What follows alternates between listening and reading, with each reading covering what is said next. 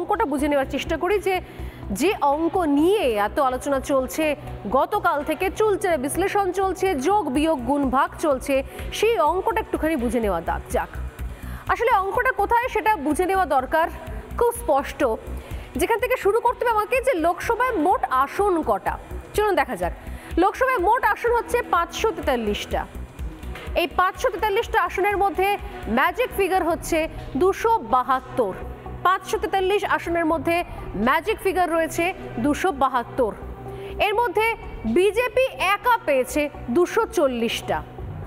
তার সঙ্গে সঙ্গে এনডিএ, এই যে বলছি আমরা যে এনডিএ পেয়েছে 293, এই 293 এর মধ্যে রয়েছেটা কারা কারা এবং কোন কোন জায়গায় কোন কোন সেরকম টার্মস অ্যান্ড কন্ডিশন চলে এলে এখান থেকে কেউ সরে যেতে পারে বা বিয়োগ হতে পারে, এখান থেকে অন্য কোনো সমীকরণ তৈরি হতে পারে। যোগের দিক আমি যাচ্ছি না, কারণ জানি না যে কারা এনডিএতে নতুন করে জয়েন করতে পারে, কিন্তু এই মুহূর্তে যে সিচুয়েশন রয়েছে যদি সেখান থেকে আমাকে হিসেব করতে হয়, তাহলে বিজেপি একা পেয়েছে 240। এর সঙ্গে বাকি যারা রয়েছেন শরিকরা, টিডিপি 16টা, JDU 12, JDS 2, NCP 1, JSP 2, HM HAM 1 এবং আরএলডি 2। এবং এই যে ম্যাজিক ফিগার 272, বিজেপির একা কটা 240, অর্থাৎ ম্যাজিক ফিগার থেকে বিজেপি পিছিয়ে রয়েছে 32টা আসনে, অর্থাৎ 32 জন সাংসদ তার দরকার ছিল আরও, যদি একক সংখ্যাগরিষ্ঠতা পেতে হতো বিজেপিকে, সেটা হয়নি। এবং এই জায়গা থেকে দাঁড়িয়ে জেডিইউ এবং টিডিপি, আমি আবারও বলছি ভালো করে মন দিয়ে দেখুন, এই 12 এবং 16 যদি কোনো কারণে সরে যায় তাহলে আরও 28টা সেখান থেকে কিন্তু সরে যাবে। অর্থাৎ যে ছবিতে দাঁড়িয়ে আছে এই মুহূর্তে, যে এই তেলুগু দেশম পার্টি এবং জেডিইউ যাদের কাছে এই সংখ্যাগুলো রয়েছে, এটা যদি দুম করে এখান থেকে সরে যায় তাহলে কিন্তু সেখান থেকে 28টা সরে যাবে, তাহলে কিন্তু হয়ে যাবে 265, এবং সেই জায়গায় তাহলে কিন্তু ম্যাজিক ফিগার থাকবে না, আর ম্যাজিক ফিগার থেকে 7টা সিট কমে যাবে। অন্যদিকে এই যদি আমি একটা এনডিএর আসনের ছবিটা স্পষ্ট করি এবং ম্যাজিক ফিগারটা জিনিসটাকে দেখিয়ে, যেটা আমি বলছিলাম যে ম্যাজিক ফিগার হচ্ছে আসল, এখানে কত কি আসছে যাচ্ছে, অ্যাড হচ্ছে, যোগ হচ্ছে, বিয়োগ হচ্ছে, গুণ হচ্ছে, ভাগ হচ্ছে, তার থেকে ইম্পর্টেন্ট হচ্ছে ম্যাজিক ফিগারটা। এবার চলুন দেখা যাক যারা এই মুহূর্তে কোমর বেঁধে নেমে পড়েছে, অর্থাৎ সেই ইন্ডি জোট, একসঙ্গে 27টা রাজনৈতিক দল, তারা কিসের জন্য, কোন উদ্দেশ্যে, কোন সমীকরণকে সামনে দেখে তারা ময়দানে ঝাঁপিয়ে পড়েছে। আমি আমার টিমকে বলবো এবার একটুখানি ইন্ডি জোটের সমীকরণটাকে সামনে তুলে ধরতে। ইন্ডি জোট যারা ইতিমধ্যেই কোমর বেঁধে রয়েছে, ঠিক তাদের মধ্যে কে কোথায় দাঁড়িয়ে রয়েছে, ম্যাজিক ফিগারের থেকে কোথায় কে কম জায়গায় রয়েছে। ইন্ডি জোটের ক্ষেত্রে নিঃসন্দেহে আমরা নজরে রাখবো, যেখানে দেখুন ইন্ডি জোটের হাতে 232টা আসন আছে। আমি টিমকে বলবো দেওয়ার জন্য ইন্ডি জোটের যদি গ্রাফিক্সটা থাকে সেই গ্রাফিক্সের দিকে নজর রাখবো আমরা, যেখানে 232টা আসন রয়েছে ইন্ডি জোটের হাতে। এই যে ইন্ডি জোট পেয়ে গেছি বলতে বলতে।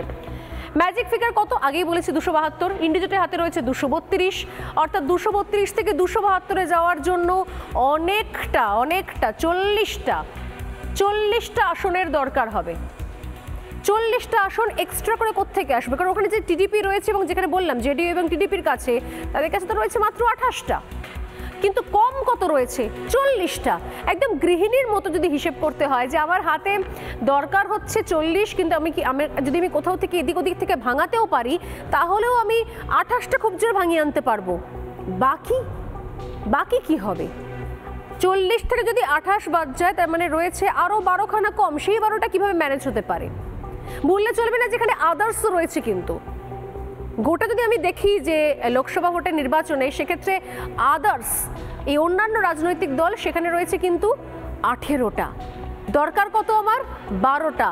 যদি আমি ভাঙিয়ে আনতে পারি, আর কি যদি আমি এনডিএকে ভাঙাতে পারি, তাহলে মোটামুটি একটা আরও একে রয়েছে 27টা রাজনৈতিক দল, অতএব আরও দুখানা রাজনৈতিক দল হলো 29টা। এবার আদার্স থেকে যদি আরও কিছু রাজনৈতিক দলকে ভাঙিয়ে আনা যায় তবে গিয়ে মোটামুটি একটা 30-32টা দল মিলে একটা ম্যাজিক ফিগারে আসার চেষ্টা করতে পারে। আমি একবার ঝট করে ইন্ডিটা দেখাতে বলবো আমার টিমকে, আদার্স তো রয়েছে, ইন্ডির একবার ইকুয়েশনটা ঝপ করে দেখাতে বলবো। ইন্ডির ইকুয়েশনে এটা এনডিএর ইকুয়েশন, আমি ইন্ডির ইকুয়েশনটা একবার দেখাতে বলবো আমার টিমকে, যে যদি সত্যি সত্যি সেই ইকুয়েশনগুলো কাজ করে তাহলে কিন্তু অনেক এদিক ওদিক প্লাস মাইনাস হতে পারে। ইন্ডি যেটার ইকুয়েশন, ইয়েস এবার দিয়ে দিয়েছে 232, যার মধ্যে দেখুন কংগ্রেস একা রয়েছে 99টি, 99টা কংগ্রেসের একার কাছে। এসপি রয়েছে 37টা, এসপি নিঃসন্দেহে এবার অসাধারণ রেজাল্ট করেছে। টিএমসি রয়েছে এর মধ্যে, যে টিএমসি আগে থেকে থাকবো কি থাকবো না একটা এদিক ওদিক মানে কুমির তোমার জলকে নেমেছি টাইপের একটা খেলা করছিল, কিন্তু এবার তারা নিশ্চিত, কারণ তারাও বুঝে গেছে যেহেতু বাংলা থেকে বিপুল জনাদেশ পেয়েছে এবার ইন্ডির হাত ধরাটাই মঙ্গল শ্রেয়। টিএমসি রয়েছে এখানে 29, এসপি রয়েছে 37, আরজেডি রয়েছে 4, সিপিআই রয়েছে 4 এবং এনসিপি রয়েছে 8। অতএব এই ওভারঅল সমীকরণ থেকে সত্যি সত্যি কেন এগুলো আলোচনা করার প্রয়োজনীয়তা পড়ছে আমার মনে হয় এবার সবার কাছে স্পষ্ট। নিঃসন্দেহে এনডিএ শরিকরা এক জায়গায় এসছেন, তারা বৈঠক করছেন, তারা মিটিং করছেন এবং তারা রাষ্ট্রপতির কাছেও নাকি যাবেন, কিন্তু তারপরও কিছু ওই কিন্তু তবে যদিও এই বিষয়গুলো থেকে যায়। আমি সরাসরি চলে আসবো অতিথিদের কাছে, যারা যারা এই মুহূর্তে রয়েছেন আমার সঙ্গে স্টুডিওতে। রয়েছেন অধ্যাপক শুভজিৎ নস্কর, রয়েছেন অধ্যাপক ঝন্টু বড়াইক, রয়েছেন বিজেপি মুখপাত্র শঙ্কুদেব পণ্ডা এবং রয়েছেন আইনজীবী মণিশঙ্কর চট্টোপাধ্যায়। প্রত্যেককেই স্বাগত রিপাবলিক বাংলা এবং সোজাসুজি স্বর্ণালী।